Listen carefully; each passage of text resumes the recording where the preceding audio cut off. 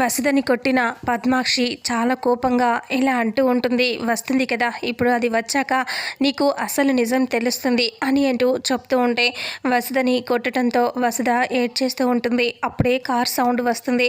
రావటంతో అదిగో వచ్చేశారు అని అంటూ పద్మాక్షి అందరూ ముందుగా వెళ్తూ ఉంటే అందరూ పద్మాక్షి వెనకాల వెళ్తారు. అలా వెళ్ళేసరికి లక్ష్మి, సహస్ర, అంబిక అందరూ కూడా వచ్చేస్తారు. ఇక లక్ష్మి అలా కారులో నుంచి దిగి ఇలా వస్తూ ఉంటే పద్మాక్షి కోపంగా చూస్తూ ఉంటుంది. గుమ్మం దగ్గరికి రాగానే జుట్టు పట్టుకొని లోపలికి ఈడ్చుకుంటూ వచ్చేసి గట్టిగా నెట్టేస్తుంది.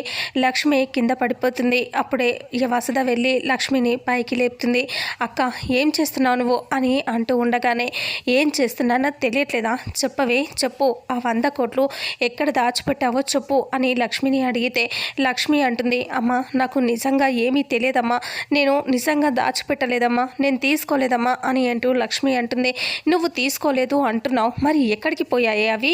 నువ్వే కదా నీ చేతి నుంచి పోయినట్టుగా తెలుస్తుంది కదా అని అంటూ పద్మాక్షి అంటుంది. అలా అనేసరికి నిజంగా చెప్తున్నానమ్మా, దయచేసి నన్ను నమ్మండి అని లక్ష్మి ఏడుస్తూ ఉంటుంది. ఇక అప్పుడే ఎలా నమ్మాలి, లక్ష్మి చేసింది అని చెప్పి, లక్ష్మి యాక్సెస్ నుంచి పోయింది అని చెప్పి మాకు అక్కడ క్లియర్గా తెలుస్తుంది, ఎలా నమ్మమంటావు అని అంటూ అంబిక అంటుంది. 1 2 100 కోట్లు, ఏకంగా 100 కోట్లు మొత్తం కొట్టేసింది ఇది అని సహస్ర అంటుంది. ఇక విహారీ బాధగా చూస్తూ ఉంటాడు, కానీ ఏమీ అనడు.